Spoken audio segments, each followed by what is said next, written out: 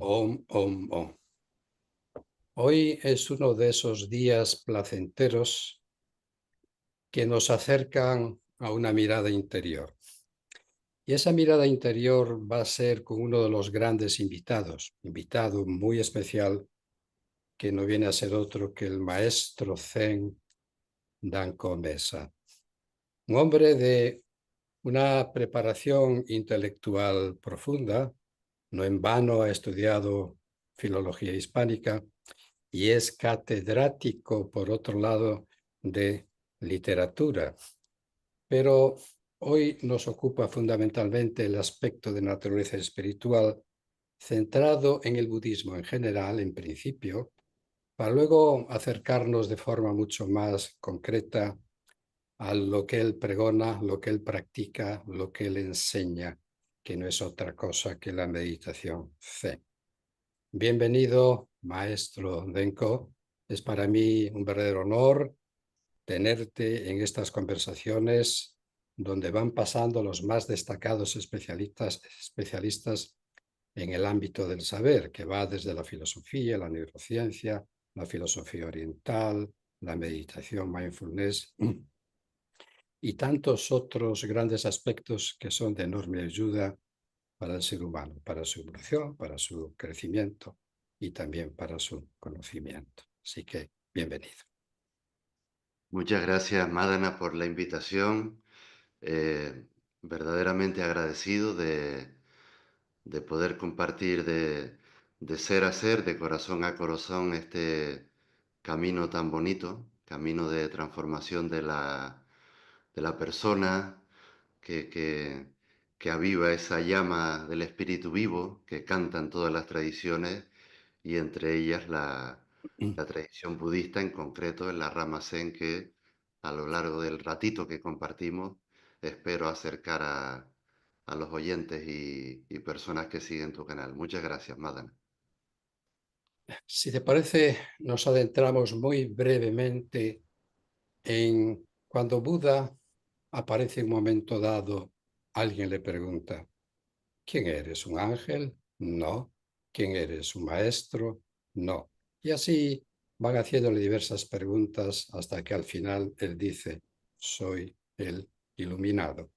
Y esto Mm, comienza aproximadamente hacia el siglo V o VI antes de la era común y se inicia en Benares sobre todo a través de las enseñanzas del Buda, que pone en marcha la rueda del Dharma, la rueda del conocimiento, y empieza a haber posteriormente hasta nuestros días muchos budismos. Hay un budismo que se denomina Theravada, que luego podrás comentarnos, un budismo que técnicamente se denomina también Hinayana, Vajrayana, el budismo tibetano, pero también el budismo Zen, al que luego nos vamos a acercar. Si te parece, podemos comenzar brevemente porque creo que hay que hacerlo de forma didáctica con la finalidad de acercarse a aquellos que nos ven, mm. ya que quizá no sean expertos en este territorio, en esta geografía del conocimiento tanto de la mente como de la meditación y la historia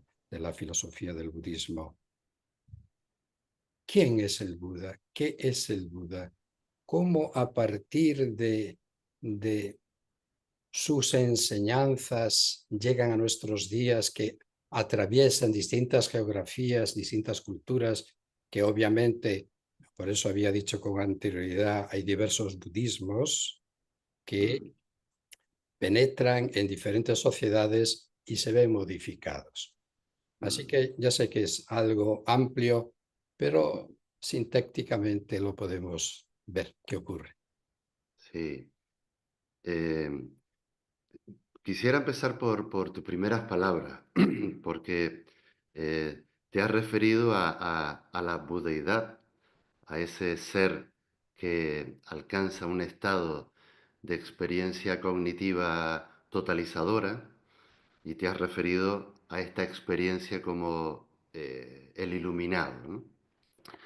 Eh, y me has pedido pedagógicamente que hable de esta evolución de la experiencia para llegar hasta este ahora que compartimos, Madana. Así que propongo que que nos rememoremos históricamente hacia atrás, hablamos de 2600 años, y pongamos la atención en un ser humano como nosotros, que creo que eso es importante porque le da validez a lo real.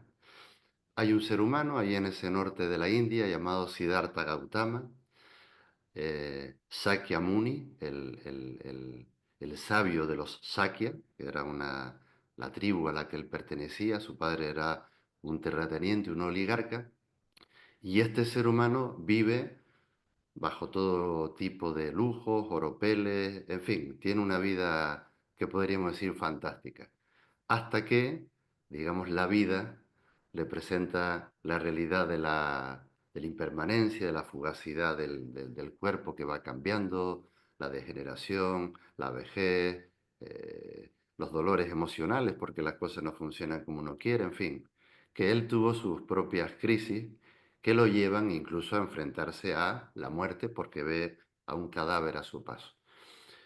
Y Siddhartha Gautama inicia un camino de exploración interior, comienza a adentrarse en el mundo del yoga clásico, eso en este sentido no soy un desconocedor de ese mundo antiguo que quizás sería tu fuerte o el de otros maestros que has citado, y también él bebe de las fuentes del ascetismo. Digamos que ninguno de esos dos terrenos, a pesar de ser un hombre culto, lo llevan a comprender la causa de su desasosiego. Y a través de una meditación sincera, honesta, comprometida, alcanza un estado exento de dolencia y a partir de ahí de- lo conocemos con el nombre de nirvana, que es simplemente un fuego que se apaga, es la lámpara de la ilusión aferrada al apego de la ilusión del yo. Él descubre que por ahí no van los tiros y se lo considera un Buda. Buda es un epíteto, un calificativo, que representa la naturaleza despierta de un ser humano consciente. Y esa experiencia madana, él la comienza a transmitir, es que no puede ser de otra manera, de ser a ser, a través de su propia pedagogía, hablamos de las cuatro nobles grandes verdades, y una guía para caminantes, para viajeros de ese mundo interior y que tengan la misma experiencia de esa iluminación, de ese despertar, ese tocar lo esencial. Y Siddhartha, ya Buda, vive 45 años después de que él tuvo esa experiencia. Podríamos decir que era un peripatético porque él enseñaba caminando por ese norte de la India. Y, y cuando él fallece, pues esta experiencia eh, va trasladándose a diferentes contextos, en todo el sur del Asia Oriental, Vietnam, Camboya, Laos, Afganistán, incluso llega norte de India, y el budismo como experiencia se va encontrando con diferentes religiones del lugar, se va produciendo un sincretismo y una adaptación de esta experiencia en los diferentes lugares y culturas, países, etcétera, etcétera. Y así encontramos una evolución, tú la has citado muy bien, has hablado de ese budismo temprano que sería el de la escuela de los antiguos o la escuela del Theravada, luego el pequeño vehículo Hinayana, en fin, se va expandiendo ese budismo cronológicamente hablando con los siglos, eh, llega incluso a China y en China allí encontramos ya el germen del que será el futuro budismo zen. La palabra zen es japonesa, pero por ejemplo antes de que el budismo heredero de India se impregne del taoísmo y del confucianismo en China, estamos hablando del siglo cero, siglo I ya de nuestra era, pues en esa época se lo considera como el budismo Chan, ¿no? Y bueno, hay diferentes maestros, maestras con su linaje, con sus transmisiones. Estamos ya en lo que se llama el gran vehículo, el Mahayana, y esto también va trasladándose a diferentes lugares hasta que llega a Japón, porque se traduce en textos del chino. Hay maestros japoneses que también van a China, en fin, la historia es larga.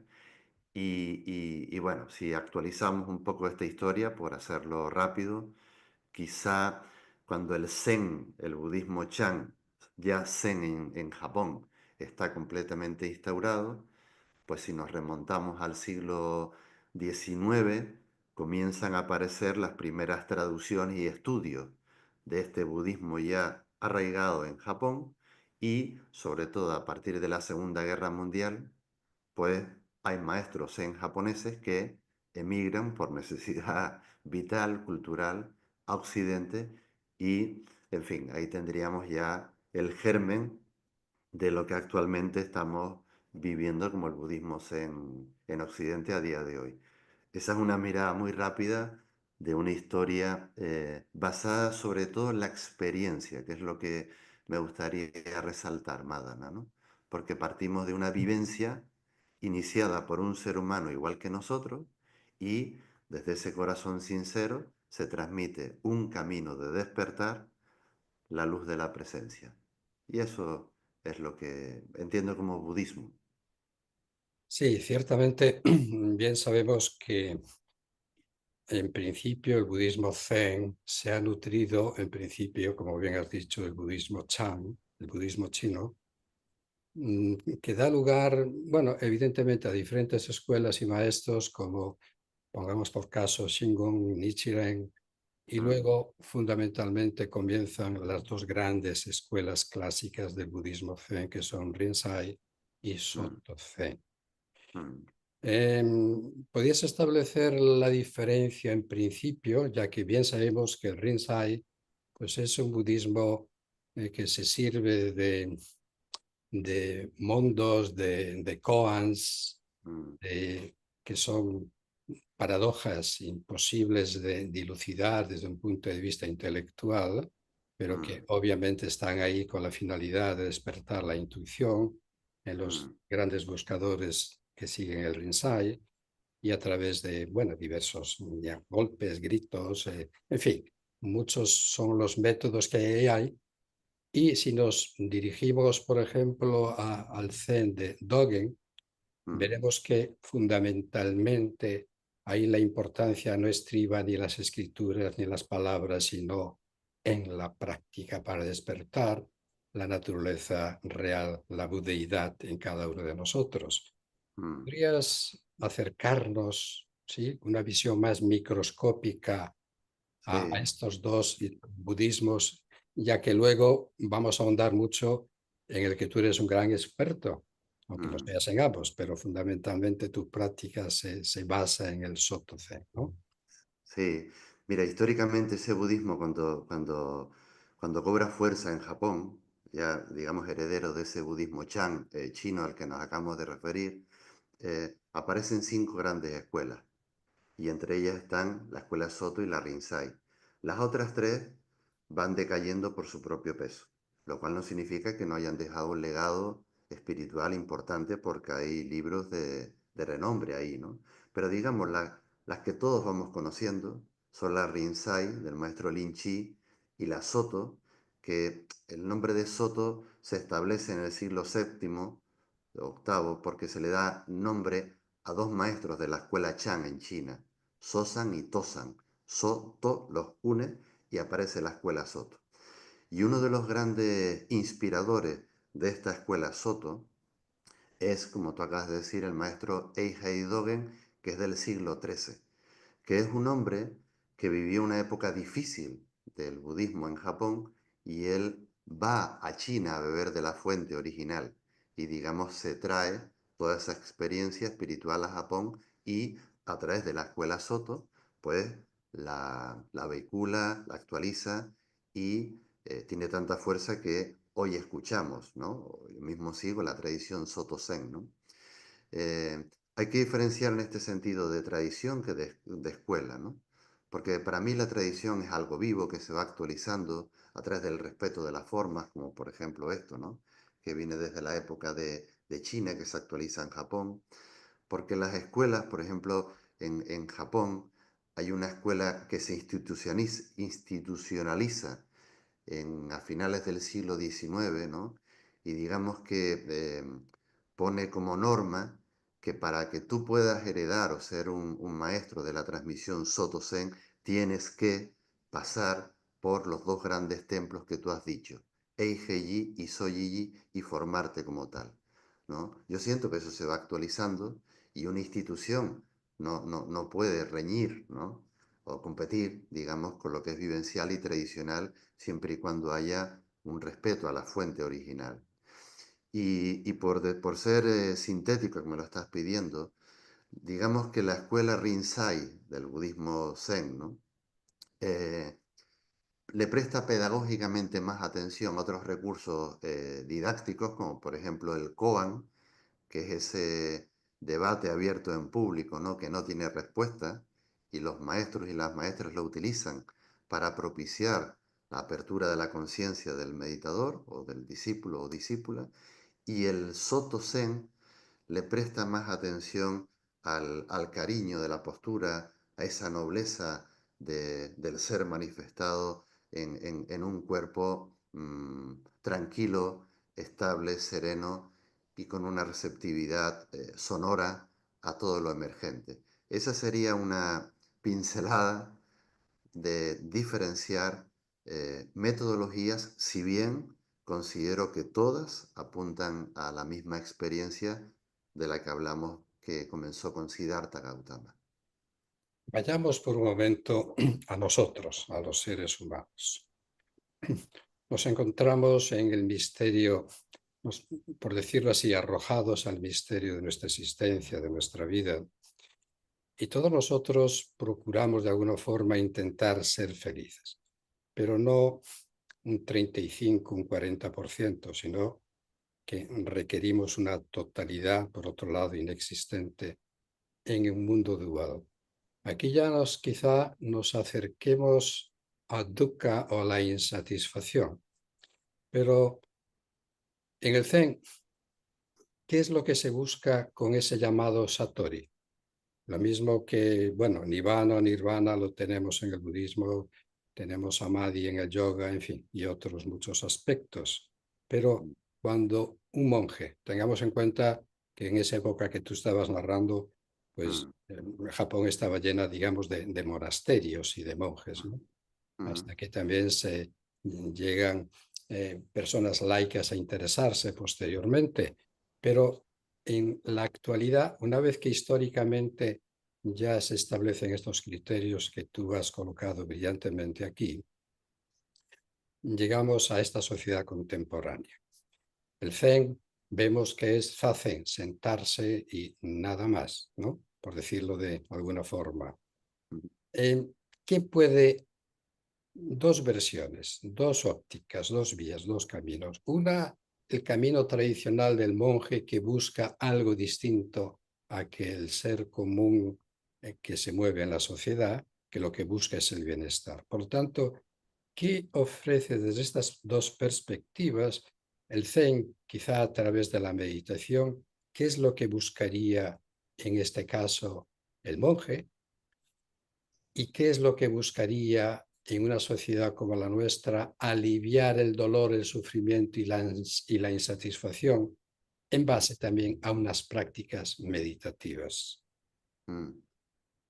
Buscas lo mismo, Madana. O sea, que seas monje, que seas maestro, que seas pintor, que seas albañil, eh, que seas la etiqueta que tú quieras que sea.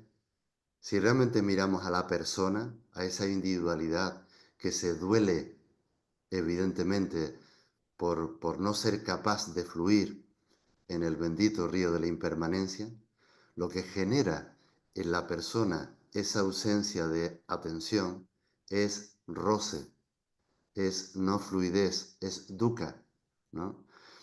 Es decir, dukkha aparece en la persona, ya sea monje o una persona laica como yo o como tú, del mundo de la vida cotidiana. Me da igual que pongamos la mirada en un monje del medievo, de la época del Buda, o un monje actual, o un maestro, un pintor, un albañil de aquella época o de la de ahora. Personas, hablemos de seres humanos, que es lo que realmente siento que aporta al budismo en general y el Zen en particular, que me estás pidiendo que hable de eso. O sea, ¿Cuál es el enfoque? Retomar el tono, fortalecer la atención y vivenciar la naturaleza real de lo que somos. Eso es idéntico para cualquier tipo de enfoque que tú le quieras hacer. El monje, bueno, pues tiene una metodología, unas prácticas distintas de la del mundo cotidiano, por ejemplo, nosotros al día de hoy, y está bien que sea así, siempre y cuando surja desde la libre elección y no la imposición, el enfoque es igual. Se trata de, como digo, tonificar ese estado de presencia que te lo da el cultivo permanente de la atención, que es una fortaleza que todas las tradiciones contemplativas hablan de ella, y al fortalecer ese mimo, esa ternura, esa consistencia que te da la plenitud de la presencia, te sientes bien. Al final es como decía Ramana Maharshi, que tú seguramente lo has oído en más de una ocasión, dice, no es que sea difícil alcanzar ese satori, nirvana o realizar la naturaleza esencial de lo que somos, es que es inevitable. Entonces, uno al final comprende que no medita para alcanzar eso, sino que medita porque la meditación es una expresión de esto de lo que estamos hablando. Y esa expresión es igual para el monje o para el laico. Ciertamente, pero en el monje o en el buscador, vamos a llamarle así, de naturaleza espiritual, ya hay una tendencia, ya hay una inclinación en dirección a algo que le lleve, como bien decía también por otro lado un gran maestro sufí, a eliminar uno de los grandes o mayores obstáculos que es lo que denominamos el ego. No Mm, obstante, bien sabemos que en la sociedad contemporánea, llena de prisa, de agitación, de múltiples deseos, a los que Buda hacía alusión en la primera noble verdad. Pero mm, claro, ¿cómo esta mente, que es una especie de caballo salvaje, difícil de domar, en general todo el mundo tiene una mirada interior para indagar, para conocerla e ir más allá de la mente? Creo que recordar que era Dogen quien decía, si echas agua limpia y pura en una taza de té, verás con claridad el reflejo de la luna. mm, Llegar a ese punto, a esa claridad mental, a esa lucidez, creo que evidentemente las versiones varían un poco, en mi opinión, porque uno de antemano ya parte, como los que salen hacia Santiago de Compostela, que por aquí cerca de mi casa está el camino, van ajá, en una dirección, pero otros se mueven en direcciones distintas o diferentes, ¿no? Pero no obstante, yo traería esto, si me lo permites, ahora a la actualidad, citando, mencionando la atención plena, de la que tú eres un gran experto, por otro lado, y lo que se denomina la neurociencia contemplativa. Por lo mm, tanto, hay un deseo ferviente en todos nosotros de sentirnos a gusto con nosotros mismos y que estos mecanismos de cuerpo y mente funcionen a la perfección para que podamos transitar de la vida de una forma también diferente y óptima. No obstante, todos desterramos aquello que no queremos padecer ni sufrir, pero mm, bien lo dice, que tú lo puedes mencionar si lo deseas, Buda, a través de las tres características de la existencia, ¿no? Que no tenemos en cuenta. mm, Por tanto, yo veo que hay un aluvión de métodos meditativos y fundamentalmente destaca mindfulness, entre otras razones, y hoy todo el mundo o practica mindfulness o es profesor de mindfulness, ¿no? Pero mm, creo que ahí nos quedamos un poco cortos. Hay una especie de miopía en ese sentido, porque mm, considero que, como tú bien has dicho con anterioridad a sí mismo, había que mirar un poco más allá. mm. Y tú lo crees oportuno. Sí, ¿Qué dices el, respecto a sí, eso? mm, no es cuestión de moda. Evidentemente, los grandes caminos de conocimiento forman parte del legado de la humanidad. Y entre ellos estamos hablando del budismo, concretamente, ¿no? Que ahora en Occidente, pues, parece que ha cogido la ola de esto que acabas de citar del mindfulness, y yo mismo llevo años participando del máster que dirige mi querido Javier García Campayo, un hombre de un corazón enorme y una mente privilegiada, y bueno, él ofrece todo un programa universitario basado en la, la concepción de la relevancia que tiene la atención plena en el sujeto. Y ahí hay una cromática enorme en esa herramienta que se le ofrece a la persona. A nivel educativo, yo soy profesor de secundaria y de bachillerato, eh, a nivel psicoterapéutico, a nivel eh, psicológico, en fin, a nivel empresarial incluso. En fin, como que el enfoque es bastante variado y aquí lo importante es hablar de lo importante. Es decir, es que el mensaje es sencillo, el mensaje es bastante sencillo, es decir, todos tenemos la fortaleza de recordar, que es pasar por el corazón, ¿no? La realidad de lo que somos, y eso se consigue mediante el cultivo sistemático de la atención, enfocada en esta dirección y no en otra. ¿Y cuál es la dirección a la que el Buda nos invita? A disolver realmente la ilusión del quién soy yo, del ego al que tú hablaste antes, ¿no? Que sería simplemente un compendio de creencias, de programas, de ideas limitantes que lo único que hacen es alimentarse del dolor y que generan sufrimiento. Eso el Buda lo enfoca de manera clara desde el Satipatthana, desde esas cuatro nobles verdades. O sea, el mensaje es claro, es decir, usted no se desvíe de aquí. Si realmente lo que quiere es ser feliz, atienda al gran asunto. Y entonces resulta que esa metodología funciona. Cualquier persona que se entregue a este camino interior va a alcanzar esa anhelada felicidad, pero de verdad. Esto no es una mentira. ¿Vale? ¿Qué pasa? Que las modas quizá han escogido parte de este mensaje tan claro y lo han llevado al terreno, digamos, del contentamiento. Entonces, claro, el contentamiento te puede dar un estado satisfactorio pasajero, vamos, como lo que duran los fuegos artificiales. ¿Verdad? Qué bonito, qué bien, qué alegría. ¿Cuánto te dura la alegría? No es lo mismo la alegría que vivir en el gozo del ser. ¿No? Entonces, esa es la gran diferencia. ¿Qué pasa? Que es una oportunidad, en el sentido de que todos tenemos dentro de nosotros esa vocare, esa llamada interna, ese anhelo de tocar lo esencial y eh, lo que sí está claro, Madana, es que esto es responsabilidad de cada cual, determinar el libre destino que está eligiendo sus palabras, sus pensamientos y sus actos a cada momento. Es decir, usted debe elegir si quiere profundizar en un camino espiritual tan real como este o cualquier otro, o dedicarse para ir por esas fronteras de la moda y llegar a contentamiento. Nadie lo puede hacer por ninguno de nosotros, nada. Nadie lo puede hacer por ninguno de nosotros. Y ahí me viene el famoso dicho oriental el clásico, ¿no?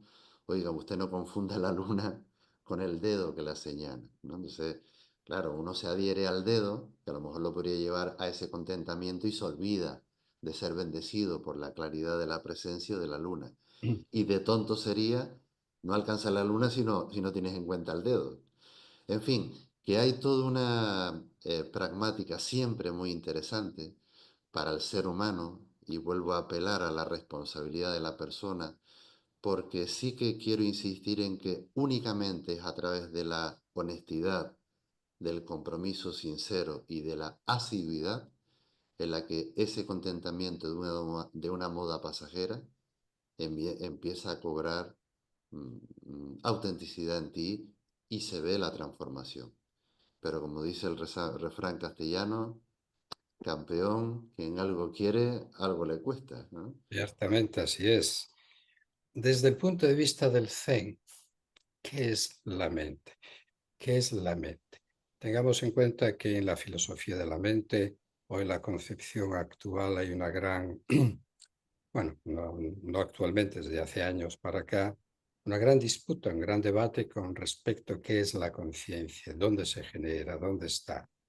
Aquí podemos hablar, como decía Ken Wilber, de la conciencia sin fronteras, la totalidad, lo supremo, lo sublime, en fin, hay muchas maneras de definirlo. Pero desde el punto de vista del Zen, ¿qué es la mente? ¿Cómo logramos entender la mente? ¿Cómo logramos modificarla, cambiarla?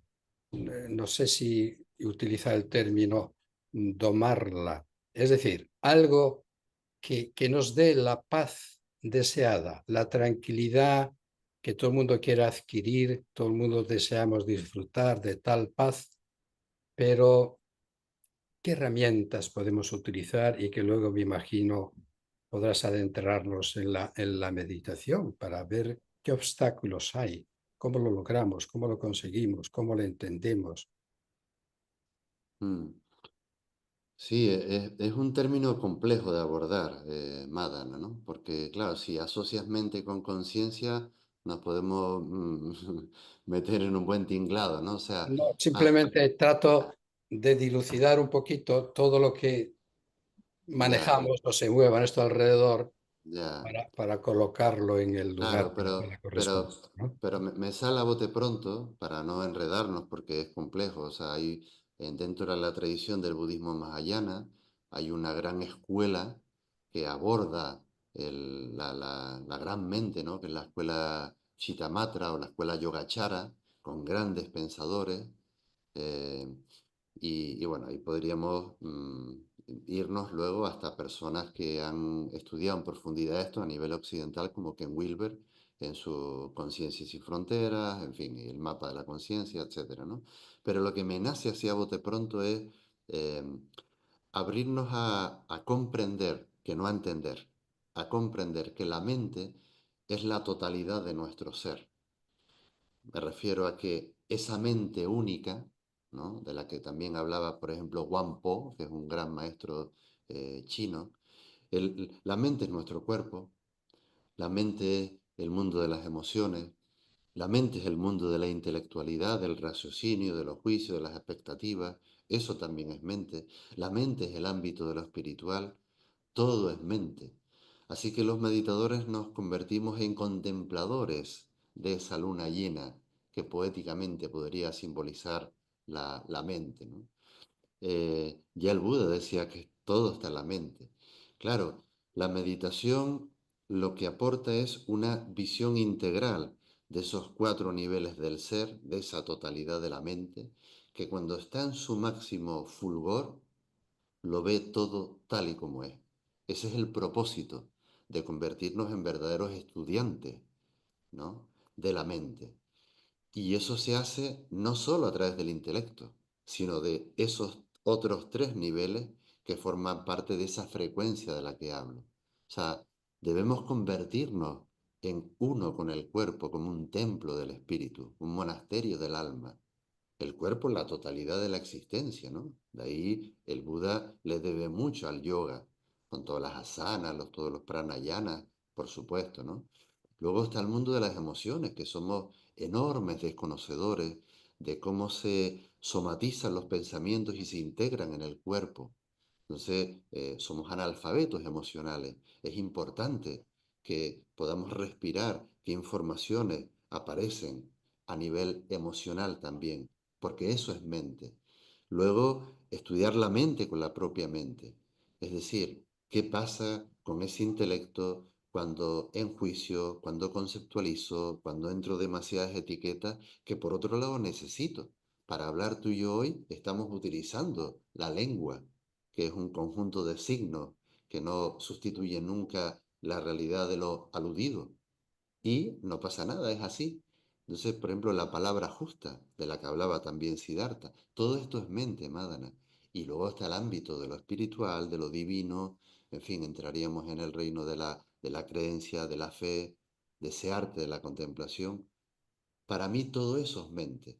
Por lo tanto, incluso la traducción rápida de lo que es Zen, que sería una plenitud de esa fusión con la mente, que además esa mente no es individual, es la mente de la totalidad de todo lo emergente. Ese es el propósito, ser mente única.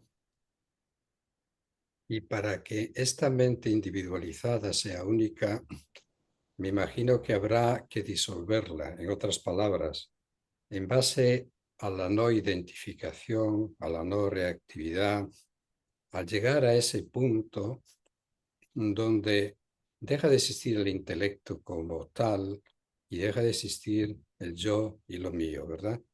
Mm, Entonces, en este proceso meditativo, desde el punto de vista del Zen, que por otro lado sí han practicado, como bien has dicho, grandes personalidades. Yo he conocido a algunos de ellos, grandes cantantes, en fin, gente muy afamada, pero que siempre hacía gala de su práctica meditativa con el Zen, ¿no? O en el Zen. mm, Entonces, el primer recurso tendría que ser el cuerpo, la estabilidad, la quietud, la inmovilidad, ¿verdad? mm. Eh, Sí, pero con los años, Madana, por ejemplo, cuando yo empecé a meditar, año 89, aquellos primeros años, digamos, el abordaje al Zen era un abordaje que hoy no comparto. Por ejemplo, muchos hoy en día, muchos alumnos y estudiantes que se acercan a cualquier centro de práctica de luz del Dharma de la comunidad que yo dirijo, utilizan el verbo aguantar. Y entonces le digo, uy, uy, uy, uy, uy, eso no tiene nada que ver con la hermosura del cuerpo, como si tu cuerpo necesita estar completamente estirado, que no por eso no haces sasen, que es sentarte en la plenitud de la presencia.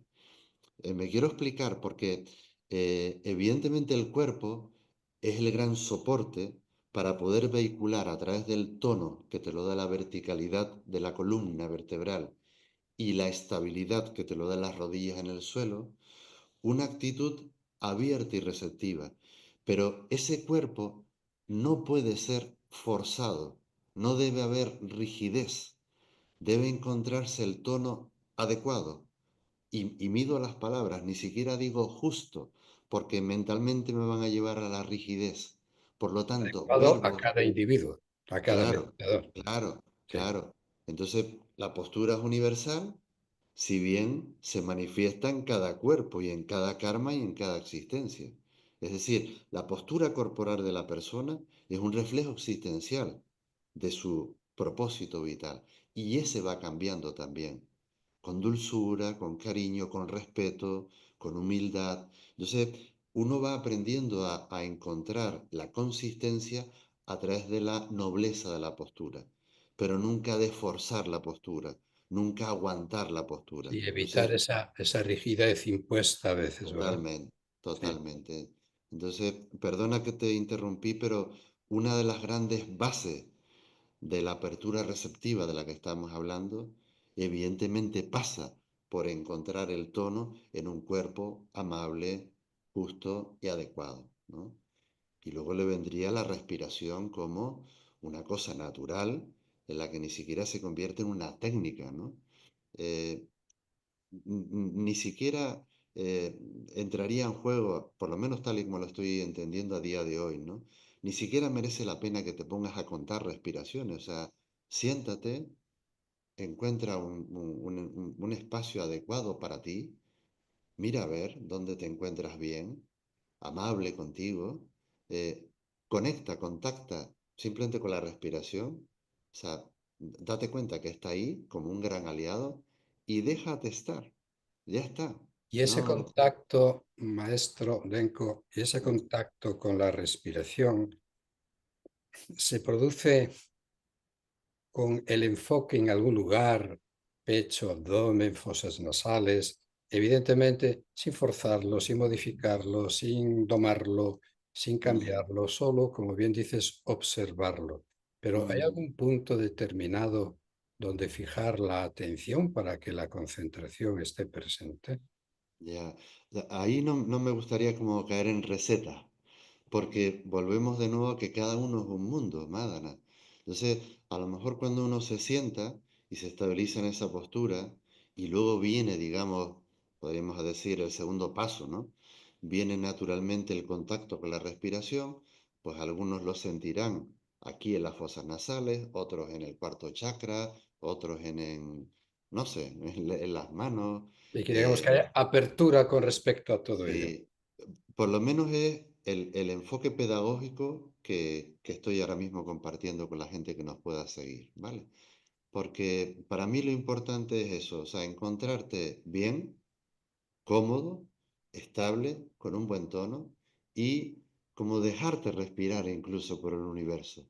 No controlarlo, simplemente tener ese recuerdo de que el cuerpo y la respiración siempre están ahí. Si tú te das cuenta de que están ahí, a eso lo llamamos concentración. Y si el enfoque está bien colocado, sentirás que automáticamente las puertas de la percepción, vamos, como William Blake, se abren de par en par. Y entonces, claro, cuando uno se abre de par en par y está en esa tranquilidad estable y receptiva, resulta que internamente comienzan a aparecer, bueno, hablabas antes de satoris, ¿no? Que son esas pequeñas burbujas de conciencia, algunas de las cuales, digamos, el sujeto dice, ah, esto sí que merece la pena seguirlo fortaleciendo, pero sin ninguna pretensión. Y esto simplemente lo dejo pasar. Ese es el arte del despertar. Ese es el arte del vivir en la presencia. Ciertamente, pero ¿qué hacemos con este ladrón que nos roba la calma? ¿Qué hacemos con este mono saltarín donde se elabora un pensamiento tras otro? Mm. Sonreír, ¿no? Reconocerlo, decirle, hola mi amigo, te veo, ¿no? Y confiar en esa sabiduría interna, eh, llegar a establecer un diálogo interno amable con él, no añadir crispación, no añadir juicio, dejarlo que te informe y desde una distancia prudencial que te la da el eje, darte cuenta de que ese mono puede seguir agitado y tú le dices, mira, la verdad es que no me interesa seguir por ahí, te dejo partir, o incluso esa agitación, dice, uy, qué interesante, cuánta fuerza me aporta, ¿no? Porque sería viria, ¿no? Cuánta energía. Y entonces mi ser traduce que el esfuerzo adecuado, que la perseverancia, que la continuidad de ese mono loco me aporta mucho porque a lo mejor yo estaba viviendo un estado, digamos, más aletargado. O sea que, bienvenido ese mono loco. O sea, no hay absolutamente nada que perturbe la presencia de un meditador, porque siempre está dispuesto, está en ese gozo de recibir con ecuanimidad cualquier mensajero que traiga a la mente. Sí, eso me recuerda, que creo que estoy de acuerdo contigo lo que has dicho con respecto a la posición, ¿verdad? Donde hay diversas escuelas que son muy rígidas y dicen, esta es la postura y de aquí no nos movemos Mm, y hay que seguirla al pie de la letra, por decirlo de alguna forma. Pero viene a mi mente, yo creo que es una de las historias que el Buda contaba, que era mm, la historia del laúd, que sabrás perfectamente, ajá, donde músicos se le acerca y le dicen, ¿qué hago para meditar? ¿Cómo controlo esta mente que me lleva realmente al caos permanente? Y el Buda le dice, tú eres músico, ¿verdad? ¿Tocas el laúd? Sí. Y cuando tú procuras tocar las cuerdas, ¿las tensas mucho o las aflojas mucho? Ni una cosa ni la otra. Procuro darle el tono adecuado a esa cuerda para que sea armonioso aquello que este laúd puede tocar, ¿no? El camino medio, el sendero medio, ¿no? Y mm, es verdad que muchos maestros hacen una propuesta muy ascética mm. y evidentemente hay mentes para todo y hay quien las acepta, pero este planteamiento y este acercamiento que tú haces, realmente estoy muy de acuerdo y creo que favorece a aquellos que nos pueden escuchar, porque a veces surgen estas dudas, ¿verdad?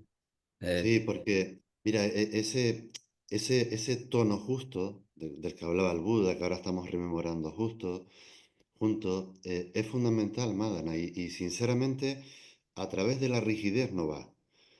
Tampoco va a través la excesiva distensión, porque eso te llevaría a una relajación, que está bien. En un momento determinado, pues bueno, a quien no le gusta un masaje. en el que decimos, "Bueno, voy a soltar, a soltarme de verdad". Pero estamos hablando de abrirnos a esa mente que nos brinda la posibilidad de observar, indagar y descubrir, que son tres verbos relevantes en el proceso del despertar cognitivo. Para tú poder observar, indagar y descubrir, voy a utilizar una perífrasis de obligación que no me gusta, pero digamos, lo pongo en condicional, tendrías que, o sería estupendo que favorecieras la estabilidad de la postura, y es una postura no forzada, que tuvieras la capacidad de conectar con una respiración fluida. Yo suelo decir al inspirar que esa inspiración sea larga, suave, silenciosa y tranquila. Por ejemplo, esa cadencia, tanto al inspirar como al expirar, viene muy bien. Entonces, un cuerpo estabilizado que simplemente respira hace que tu mente se ralentice. Es decir, que ese monólogo del que hablábamos antes no es que pare, porque la mente no puede parar. Su naturaleza es como el viento, moverse, o el agua fluir en un río, o las olas del mar. Siempre está en movimiento. ¿Qué pasa? Que al estabilizar y ralentizar la respiración y esa mirada contemplativa, se deja partir toda compulsión. Y cuando eso sucede, entonces ya estamos en los verbos que dije antes. Puedes realmente observar, es decir, mirar sin manipular, que esto es muy interesante, y si eso se produce en ti, puedes indagar, y al indagar vas a descubrir qué merece la pena y qué no, sin ningún juicio, sino a través del discernimiento. Sí, eso sería una especie de pura observación, es decir, no dejarse arrastrar. El río de la conciencia, el río baja, arrastra diversas hojas y uno contempla esas hojas que son los pensamientos que van moviéndose en una dirección y otra, ¿verdad? Eh, yo tengo aquí, eres, además de un gran maestro, eres un gran escritor, como no puede ser de otra forma, ¿no? Y tengo dos de tus libros, uno de ellos es Las quimeras del ego, que me parece muy interesante, porque va situando aspectos psicológicos, qué es el apego, por qué sufrimos, dónde está el dolor, a qué se debe, cómo reconocerlo, cómo cambiar, cómo modificar, cómo sentarse, cómo el cuerpo Mm, actúa. Y esta mirada interior que también me parece muy interesante, que es la guía para el desarrollo de la vida consciente, ¿no? mm, No recuerdo qué maestro, por cierto, era, pero quizá tú lo sepas mejor que yo, colocaba una especie de palito en esta dirección, como yo tengo el dedo, y otro más largo encima, más o menos era esto, ¿verdad? No sé si se puede apreciar. sí, sí. Y entonces decía, toda esta parte de aquí que va para allá, eso sería el pasado. El Mm, pasado no vuelve. Toda esta parte sería el futuro, es inexistente. El único punto donde vivimos es aquí, en este encuentro, en el presente, en esta mm, posición, en este instante, ¿no? Pero vivir el presente de manera consciente, sin juzgar, es una definición típica de John Kabat-Zinn, quien tuve el mm, gusto de conocer. Entonces, ¿no crees que hay una especie de anomalía, sobre todo cuando nos explica bien, dando a entender que solamente el aquí y el ahora, sin historia del pasado, sin proyección del futuro propia o propio del ser humano, que se ve obligado a salvaguardarse en un futuro incierto, mm. pero a veces hacemos un énfasis excesivo aquí y ahora. Como decía Ya, John Lennon, la vida es aquello que está ocurriendo mientras tu mente está en otro lugar, ¿no? mm, Pero ciertamente, a veces no crees tú, al menos cuando hay una explicación coherente y bien afinada, ¿no? Que da lugar a cierta confusión.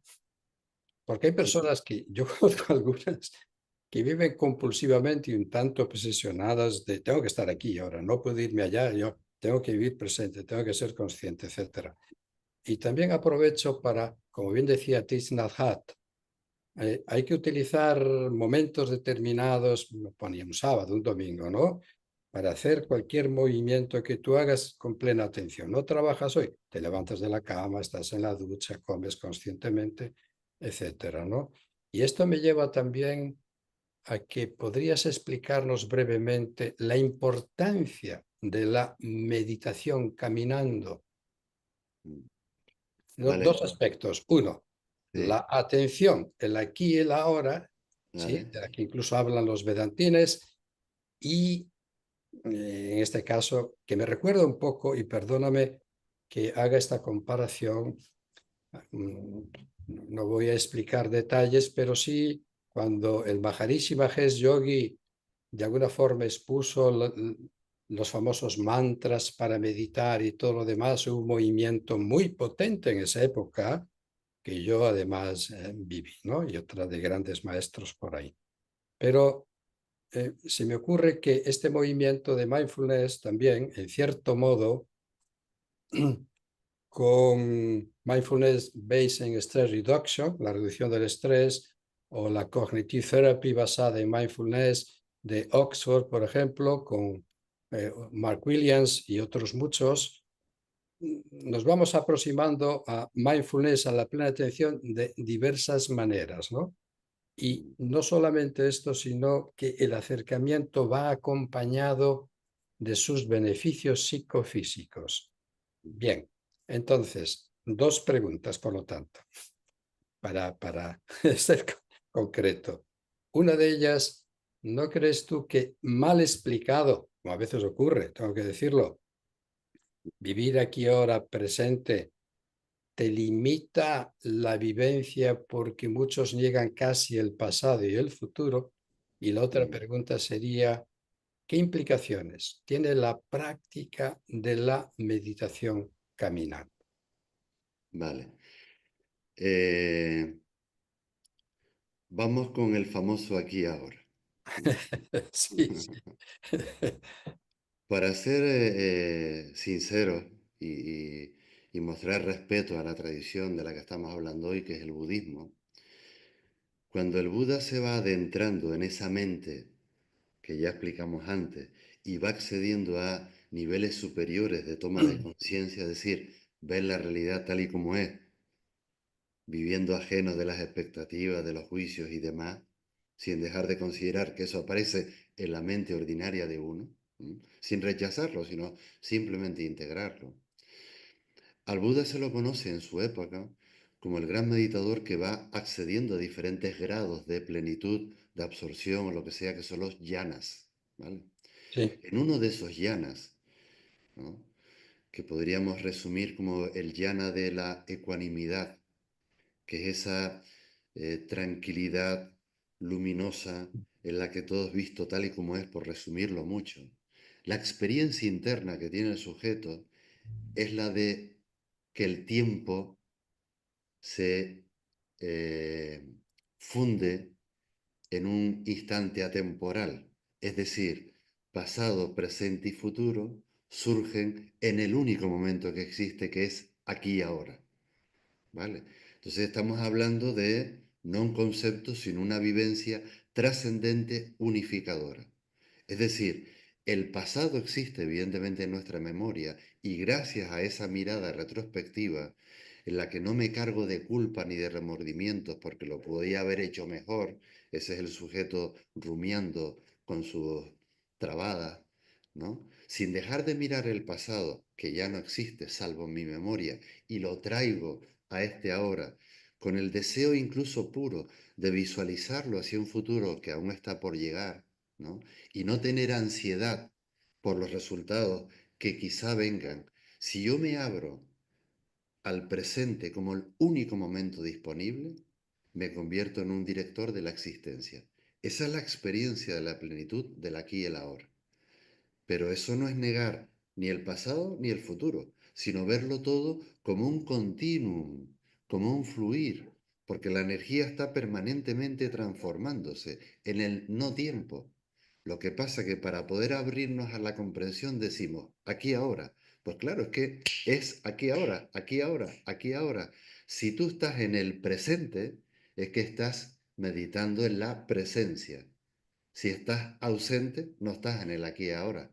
Estás o trabado por el pasado de lo que fue, pobrecito yo, víctima, etcétera, etcétera, o en esa ansiedad, en ese estrés, en ese agobio porque no llegan los resultados en los que parece que todo un sistema de control nos proyecta a un futuro por venir. Darse cuenta de este movimiento de la mente es una gran liberación para el sujeto y apuesta por ralentizar, como dijimos antes, observar en la que pasado, presente y futuro se convierten en un mismo asiento. Tiene profundidad el tema de el aquí y ahora y por supuesto no es ni siquiera sin juicios, ¿no? No estaría de acuerdo con Kabat-Zinn, ¿no? O hablaría en todo caso con él, le diría, bueno, cuando usted se refería a un juicio, ¿se refiere a discernir?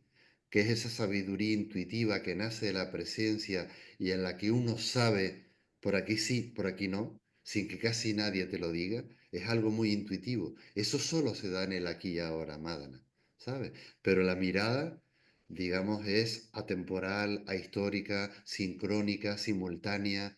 Es bastante complejo el aquí y ahora para reducirla simplemente a aquí y ahora, ¿no? Y la meditación caminando es una oportunidad más de aprendizaje.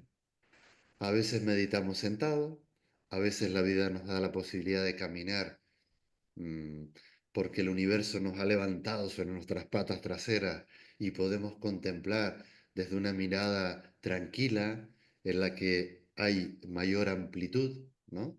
Quizá que el hecho de estar en el suelo, pero ambas se complementan. Igual que el Buda también enseñó a meditar estando acostado, o, en fin, como que el budismo como didáctica de la atención crea una variada cromática para poder profundizar en las experiencias en distintas posiciones del cuerpo. Concretamente en la tradición Zen, nosotros hay una meditación muy hermosa en el libro que saldrá próximamente publicado, que se llama Guía de Meditación Zen, de la editorial Chinmayán. Hay un capítulo exprofeso para la meditación caminando, que en el budismo zen se dice Kin-hin, que se puede traducir eh, como que tú no vas ni vienes de ningún lado, simplemente caminas. Es muy machadiano, ¿no? Caminante no hay camino, se hace camino al andar. Es fluir en la estabilidad de un cuerpo en vertical y de un corazón abierto a las 10 direcciones. Esa es la importancia de incorporar la práctica meditativa caminando eh, en los espacios formales de meditación, me refiero en el sendo o en el dojo, como lo quieran llamar, porque también ayuda a veces a estirar las piernas, a veces tienes jornadas sentadas, en fin, de intensidad muscular o emocional. El hecho de levantarte y caminar acompasado con el ritmo de la respiración y en una actitud contemplativa serena, aporta muchos beneficios también a la persona. Así que nosotros incorporamos la meditación King en nuestras prácticas meditativas. Una meditación muy tranquila, me sale otra vez la palabra ralentizar, porque te fundes de una manera muy natural con la respiración. Y es como una danza, es muy hermosa, la verdad. Bien, esta enriquecedora charla que yo estoy teniendo contigo, de la cual me estoy nutriendo, como no puede ser de otra manera, desafortunadamente ya nos vamos acercando a su fin, ¿verdad? Pero sí que me gustaría dos o tres cosas. Una, que hagas el comentario que tú desees con respecto a tus enseñanzas. En segundo lugar, una invitación a la meditación a todos aquellos que nos ven. Y luego, una historia favorita zen que represente o que ilustre, ¿verdad? Este camino tan maravilloso de búsqueda al encuentro de nuestra verdadera naturaleza, ¿no? Si te parece. Bueno, yo me siento muy agradecido, Madana, por esta charla, este encuentro. Ha sido muy íntimo. Yo también aprendo de... Se dice que uno aprende lo que enseña, ¿no? Esa es la humildad de una gran maestra y un gran maestro de vida, ¿no? Siempre abierto al aprendizaje, ¿no? Y te estoy muy agradecido por el ratito. ¿Qué me gustaría como aportar? Me pides de la meditación, que, que nos abramos a comprender que, que meditar debería ser un acto no negociable. Lo suelo expresar así. Es una verdadera oportunidad, un regalo que nos da la vida, poder parar unos instantes y dedicarnos un tiempo para recogernos en intimidad. Eso Debe es ser algo, una práctica diaria. sí, sí, sí, diaria, Madana, diaria, diaria, pero sin justificaciones, sin postergaciones, o sea, sé por experiencia que esta experiencia requiere asiduidad y compromiso. Es decir, si quiero, aquí estoy, ¿no? Es por ahí. Es cierto que aparecerán momentos de dificultad, bienvenidos, tampoco buscamos paraísos celestiales, todo está bien tal y como es, cuando realmente convierte en ese arte de la atención en un proceso permanente de darte cuenta. Ese es el gran regalo. Ese es el que te permite vivir en presencia y ese aroma te envuelve como un manto, que es el gran hábito de la atención, lo que simboliza, y ese te acompaña en la vida cotidiana. No tienes que hacer nada, solamente permitirte expresar desde la verdad de quien tú eres. Eso es meditar y requiere ese encuentro con lo sagrado.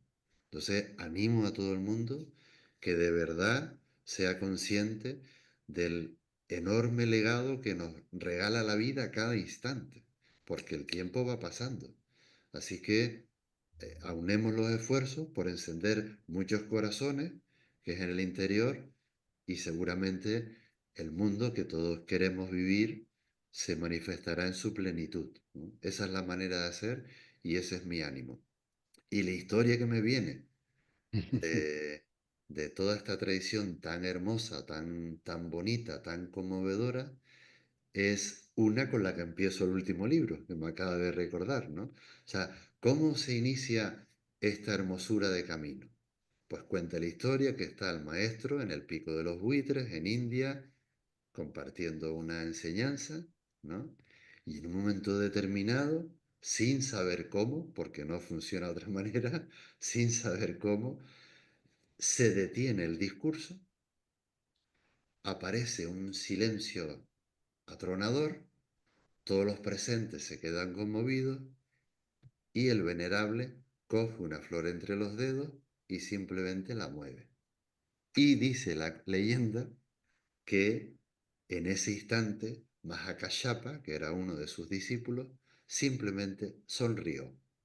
Es decir, se fundió por completo en esa infinitud de amor incondicional que todo lo abarca. Y ahí comienza la transmisión del Dharma de generación en generación hasta llegar a nosotros que la estamos compartiendo. Esa historia es conmovedora y enamora a cualquiera. Efectivamente, así es. Yo he estado ahí en el pico de los buitres o del buitre en varias ocasiones en esa zona Mm. y bien conocida es la historia que agradezco. Y cómo no, agradezco a sí mismo tu tiempo, tu presencia, tu sabiduría y esta forma de impartir este conocimiento, sin duda alguna, yo creo que llega al corazón de todas aquellas personas que nos pueden estar viendo y por lo tanto toda mi consideración y todo el valor a un maestro de tu fuste, de tu conocimiento, de tu saber y que agradezco estos momentos que has compartido con nosotros, que sin duda nos van a enriquecer más y a empujarnos más a una búsqueda más profunda y a unas prácticas asimismo diarias que nos van a proporcionar también el bienestar deseado. Así que, maestro Denko, enormemente agradecido. Espero, no Madana, obstante, algún día también verte por Vigo, que como bien sabes, estás invitado a dar cualquiera de los cursos que tú ofreces tan sabiamente. Así que muchas gracias por tu Gracias, tiempo. Madana. Un abrazo grande y seguimos en contacto. Un abrazo. Un abrazo.